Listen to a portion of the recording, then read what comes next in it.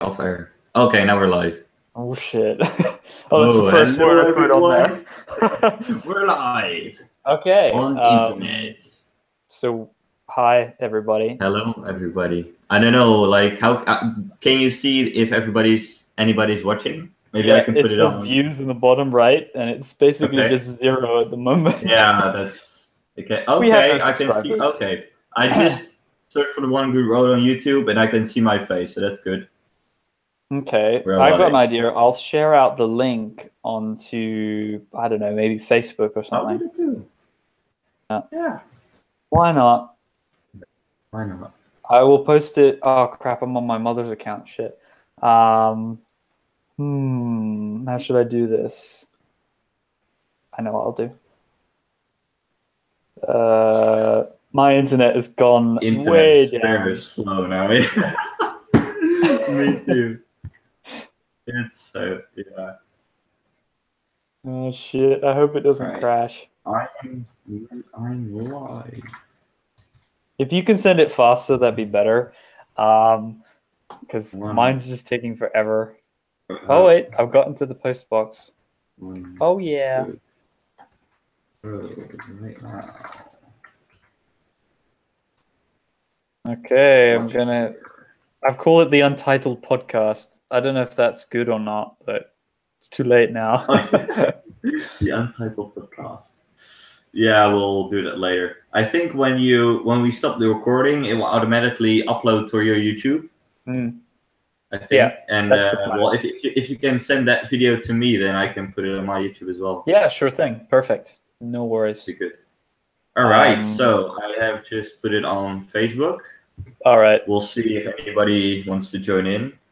Where are you on my screen? There you are. I hate how my camera is, for some reason, I think it might be the 4:3 aspect ratio. I don't know how to fix that later. I don't know what mine is. Is mine 16:9 then? Yeah, it's perfect. My camera's crap, and it's on a MacBook. Thanks, Apple, for really crap whatever camera. Yeah, it's crazy. So maybe we should introduce ourselves a bit, because I don't know if we've done that much on the channels. You want to go first? Sure. Well, my name is Tice. On YouTube, my name is TravelingTice. Yeah, and I like to cycle, just like my friend here, the One Good Road. I haven't been doing it. Well, I have been doing it longer than him, but not in the way that we're going to talk about today. Because I'm from Holland, he's from the UK. I think you started when you were 10 years old. First time you said on the yes, but I'll explain that for myself later. Okay. Well, I started cycling as soon as I could walk, so that's basically like 4 or 3. I don't know. I mean, you have an unfair advantage. You live in Holland, the bicycle capital city of the world. I mean, but I think we also view it a little bit differently, because for me, it's just the way to go. Like, just when I before this recording, I was doing the newspapers, and I do that on an old crappy bike. But that's how I do it. Like, I go to my grandma with my bicycle. I do everything, and but also, the country is made for bicycles. I love it. It's amazing. Yeah.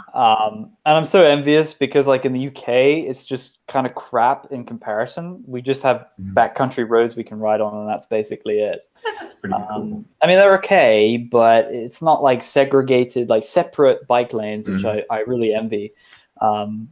Maybe I'll introduce myself. I'm Joseph, and we're actually the same age. Tice and I are the same age almost. I'm 18. Yeah, I'm 19 here, and yeah, from the UK, born in the UK, but I've been living in places like Holland, France, California a little bit, and just kind of all over, and been doing bike touring for only about 3 years. And like Tice says, I've only probably started riding maybe when I was around 9 or 10. I'm not sure, because I actually used to hate the idea of even riding a bike. I was in a huge fear of riding bikes. But yeah, that's cool. That's me, roughly. Yeah, I took a little more safer road in the regard of, like, he started cycling and he's already been to all these places, and I just completed my first bike tour for like 3 months, and I was terrified for that bike tour. But yeah, it's you can see some chats. There are some people there. Can you see the chat? I don't. I could Can I see John. see? There is a chat there, but I don't know how to. I can see it on YouTube. Oh, you Hello, Phil can. John, if you're still watching. I don't Oh, know if he okay. is, but If they ask questions, can you tell me them? Because I don't know how to load them on here. okay. Wait.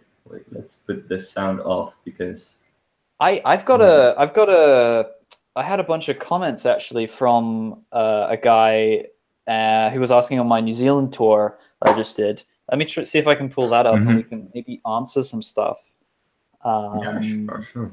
If you have any questions, by the way, if you're watching, please leave them in the chat. I can see it here. Yes, Phil John is there. Hello, Phil John. Hi, Phil John. Where is he from? Where are you from, Phil John? I think he's from the UK. He leaves a lot of comments on my YouTube. Oh, cool. Very cool. Yeah. Well, feel free to subscribe to another great cycling channel. And he is actually from the UK. I'm not. Yeah. Yeah, well, I actually have quite a bit of people from the UK. Also, Brighton dude. He's like almost every YouTube video of me. He's from Brighton. He's from Phil John is from Swansea, Wales. Oh, Swansea. Swansea. Yeah. Oh, Swansea. I'm so sorry. I might have said that wrong myself, actually. That's near Brighton and Cardiff, kind of. Cardiff's not too far from it, I think. I also have a friend from Cornwall. He said he was like from the middle up in snow. So that's pretty cool. Really? That's insane. Well, not now. I think it was already like a few weeks ago, though.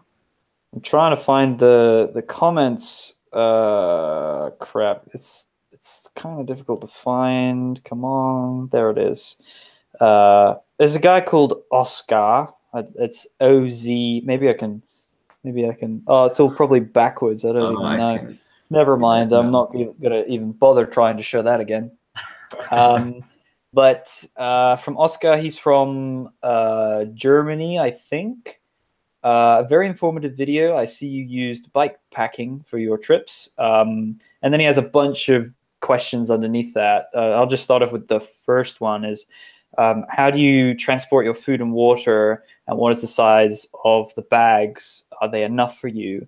I think maybe we can answer these questions separately, because I use more or less bike packing now, and you're using like traditional touring. Traditional touring, yeah.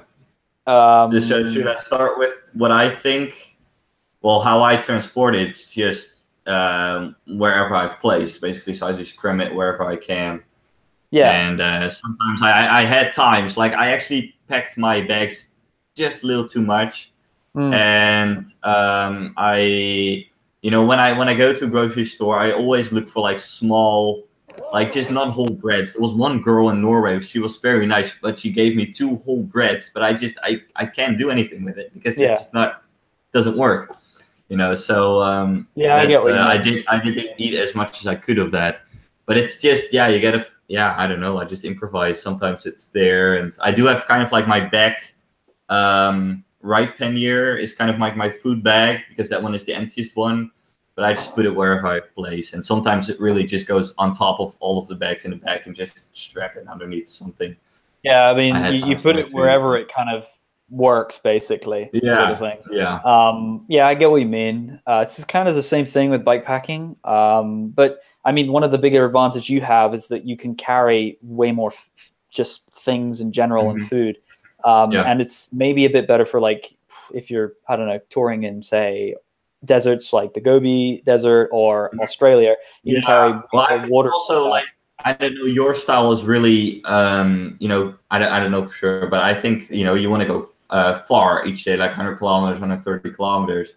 But I just go like 30 kilometers and I say that's enough, So I allow myself to have some more stuff, but with that, you sacrifice distance, and aerodynamics. I think it really depends on the type of touring that you want to do. For example, with New Zealand, I just picked up a crap mountain bike and put my really nice bike packing gear onto it. But, that's not, I mean, it's not fast. It's still a mountain bike. It's still going to be quite slow to get through the country.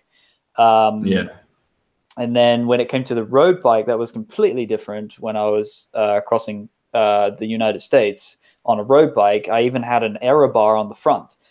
So I was really aerodynamic in comparison. Yeah. And, Okay. I really miss it because I was able to do, like you said, 130 Ks on average in a day. Compared to in New Zealand, I was doing, I don't know, maybe 60K on average, because sometimes I'll do, like you said, 30, and other days I might do 100. That's also it's very mountainous and hilly yeah. in New Zealand, definitely. Yeah, I had the same thing in Norway. I was like, my daily average was cut in half just because of the mountainous terrain. It's kind of crazy. I just remember that as well. God, that was so irritating. Trying to get from Kristiansand to Stavanger, you can go along the coast, right? And that's slightly flatter. But if you take the inland route, you've just got to go up so many stupid little hills. I actually did that part by train. I went from Stavanger to Kristiansand to Oslo by train. But I went from Oslo to Bergen, so I went like over the mountain plateau. You know that there's like a big nature reserve up there. There's like no trees. It's just pretty alien-like. It was pretty cool to be there. But I had a headwind pretty much the whole way. And just the uphill was just crazy. So, I mean, you also went in winter, which is a bit crazy in general. Like, yeah, it was. I still don't have an explanation for that, actually. Like, go in summer maybe, and then the sun will be up all day. I thought that I will be fine. It will be nice. It will be warm somehow. I don't know what. I thought that climate change was going rapid fire right now. And here you are in Holland having to put up with the Russian whatever it's called. Oh man, I got like my radiator is on full max. Well, I've got an old one, so there's like a knob that I can turn. But even though I turn it the slightest bit, it's already going really warm. So I think I'm gonna put it off in just a bit. But yeah, it's -6 here, and it feels that feeling temperatures like -18 yesterday. So that's in March. So we have another list of the questions on here. Did you miss anything in terms of? I think an item is one of the questions that he has. Not really off the top of my head. Maybe in general, what I think is that I wish I could afford the better stuff. That's always what came to mind. Like it's like, oh, I wish I had a tent which was lighter and had less poles in it or something, or I wish I had less of something. That I was always looking for. How can I have less of this? That's what I was always looking for, because with bikepacking, you're just generally trying to minimize the hell out of it, you know? Yeah. Well, maybe you were in that less and less kind of spiral. I was in the more and more kind of spiral, because I had a one-man tent, but I had so much stuff that it just felt cramped, and I was like, I want a bigger tent. I want a 2-person tent, you know.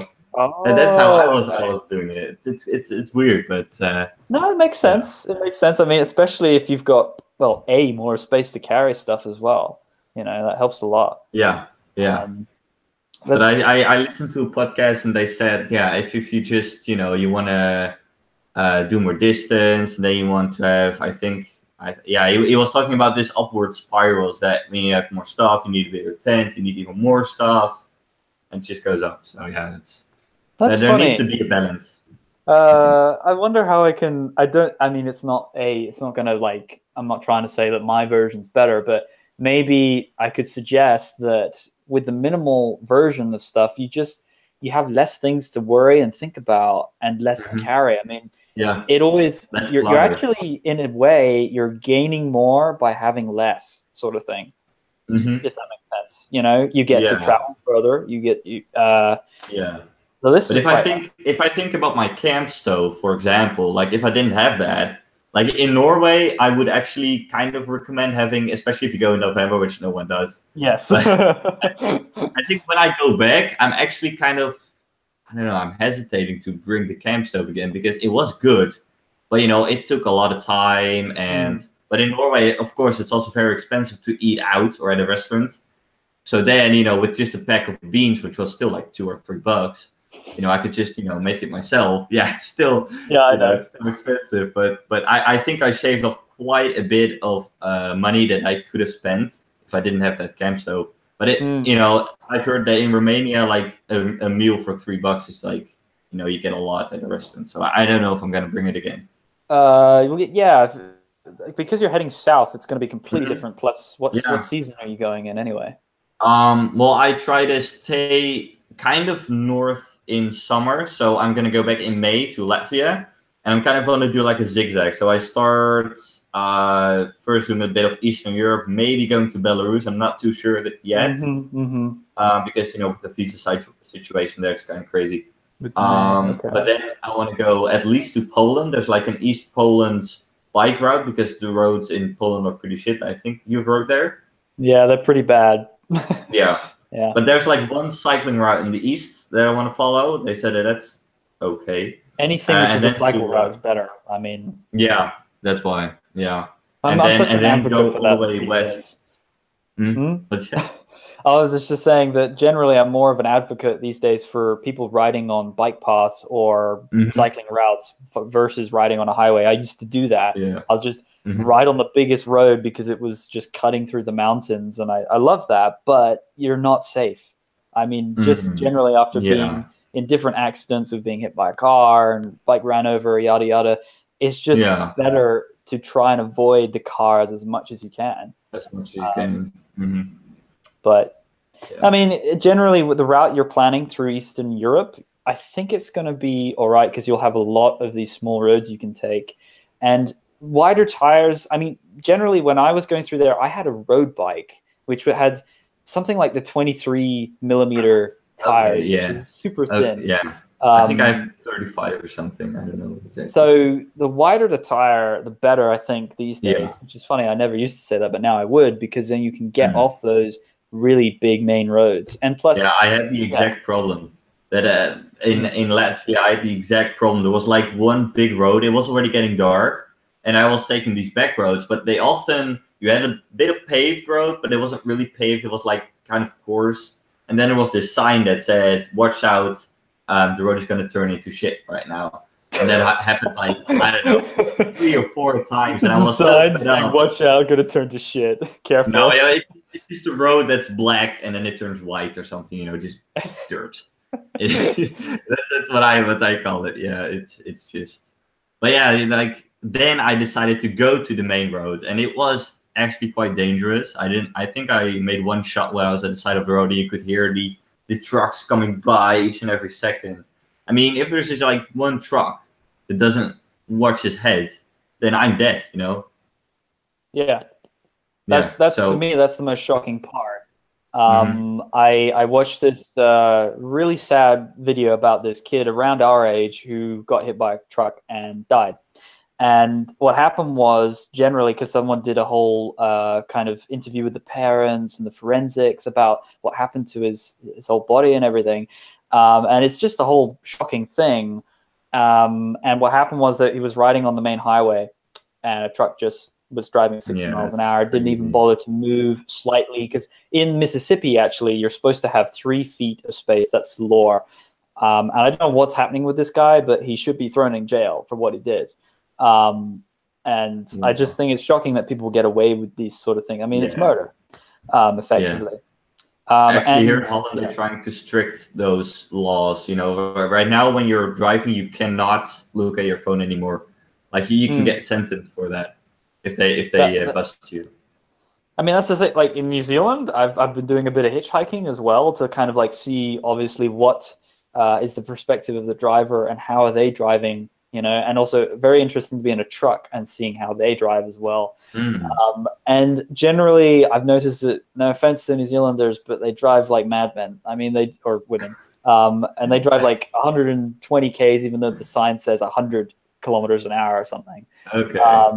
Generally, they're all going slightly over, just slightly. And it's just been dangerous, in my opinion. And they're using their phones sometimes. Maybe they're lighting up a cigarette butt and like driving with their knees on the steering wheel. Oh, really? Oh, really? Yeah.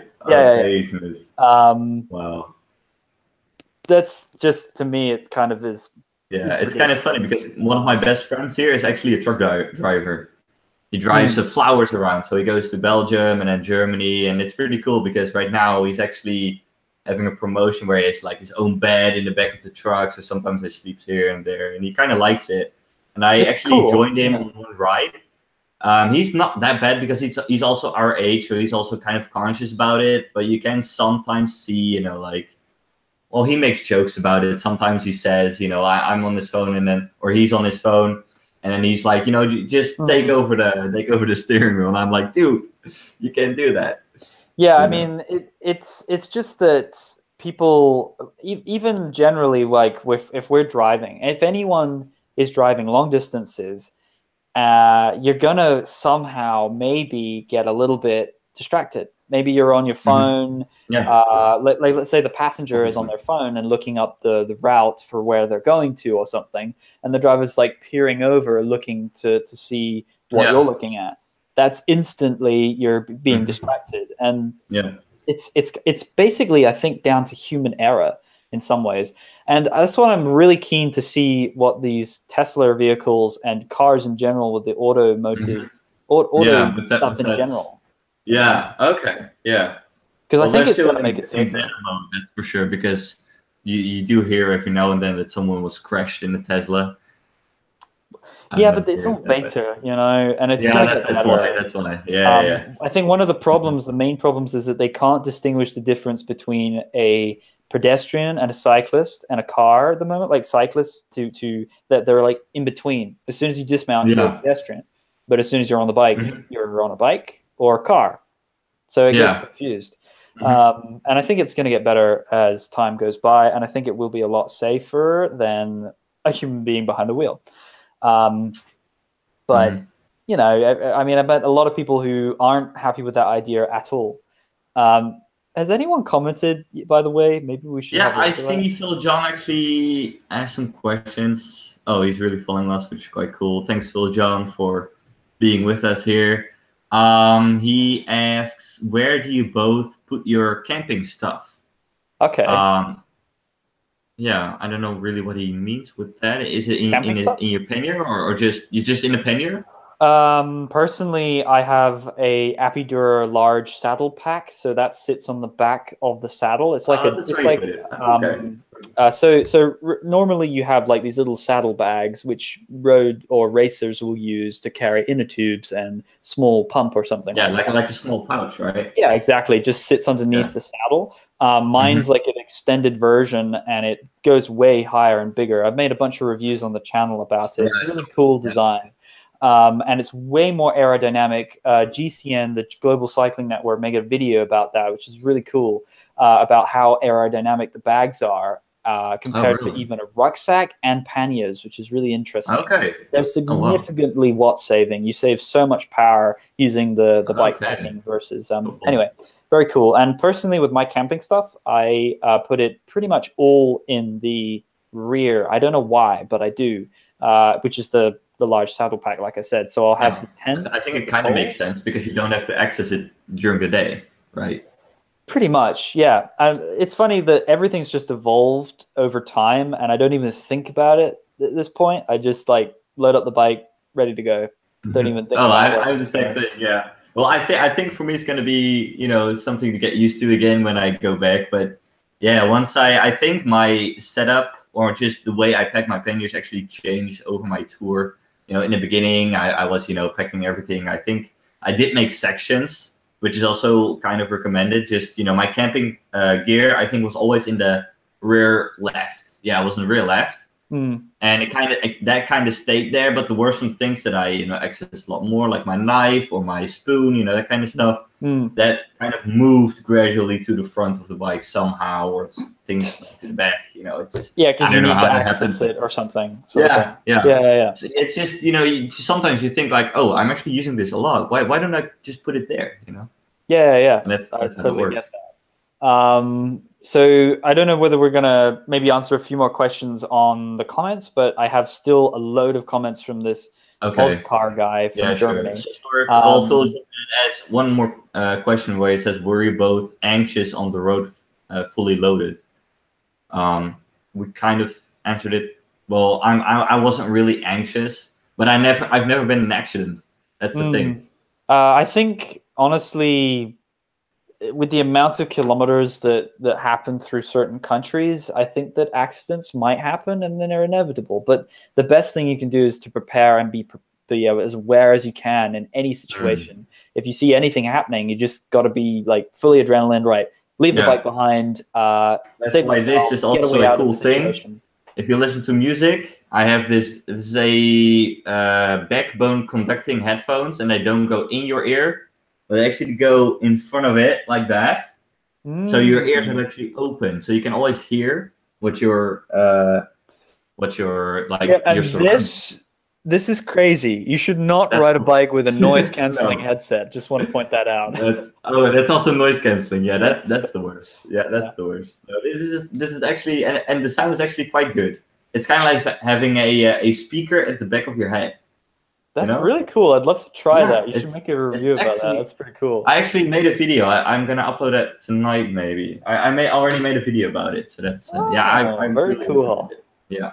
So cool. Anxiousness, I think it really depends. I've met plenty of Germans who've been touring as well, thousands of Ks, but they don't care. They don't even want to ride with a helmet and high visibility. And I think that's kind of just crazy, in my opinion. That's kind of crazy. Yeah. I don't know where they have been touring, but I think they've been touring in like Singapore and Malaysia, Thailand, and I'm like, okay.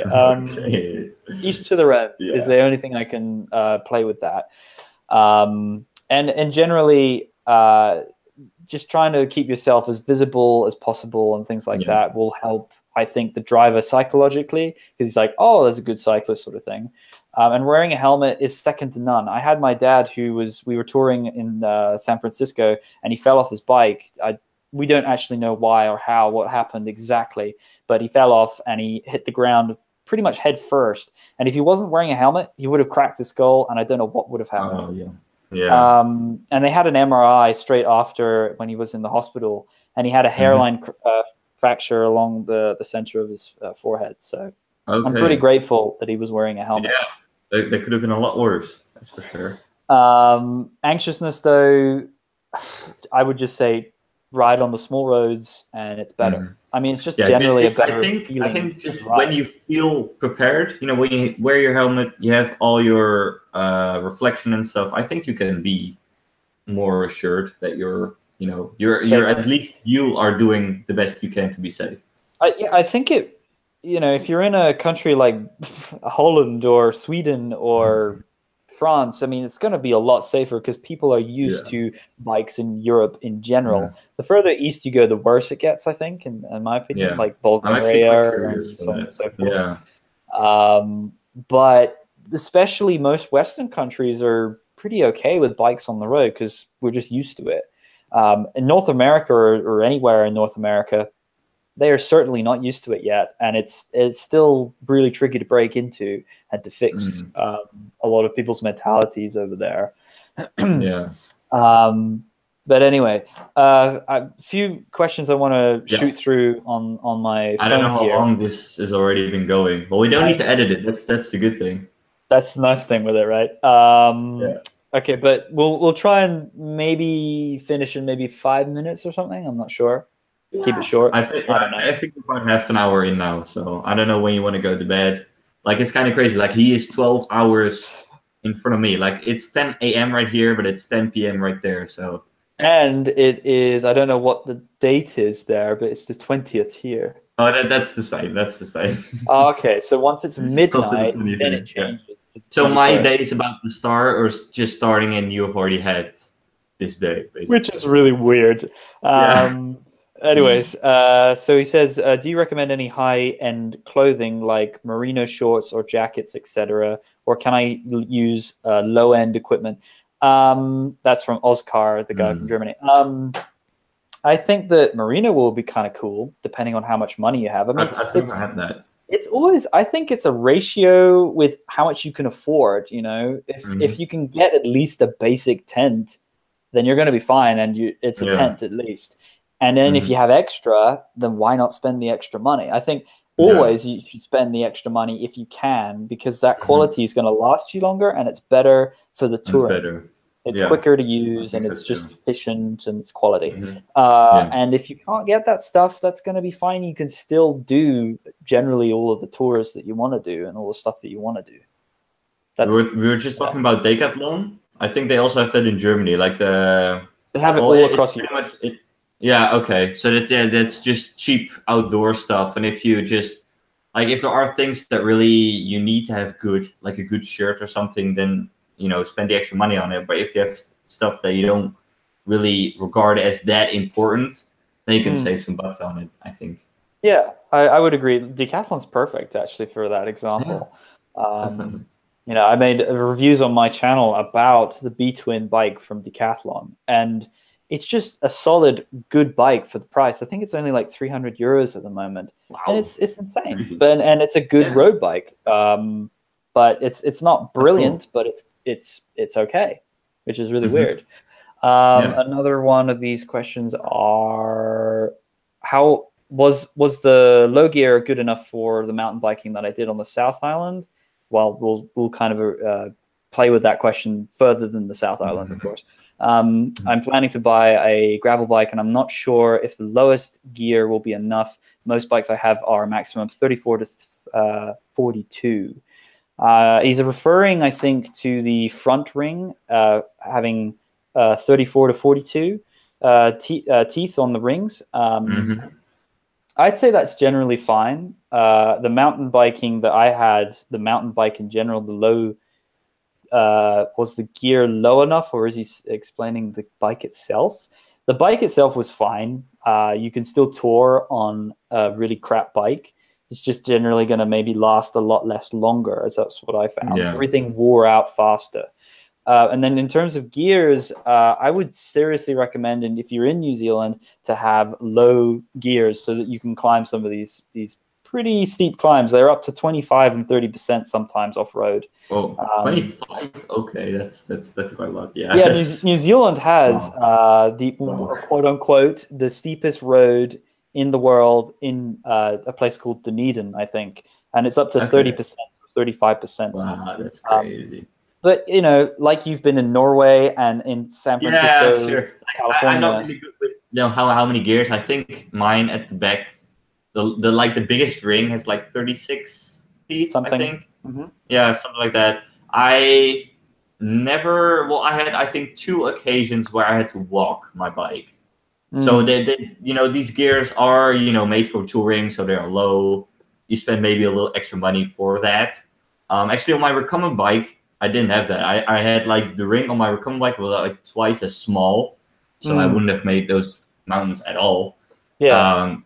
But yeah, I think I had 2 occasions where it was like that steep, and it was a course, and it was like a dirt road going to a shelter. I think I had a photo on my Instagram where my bike was flat on the ground.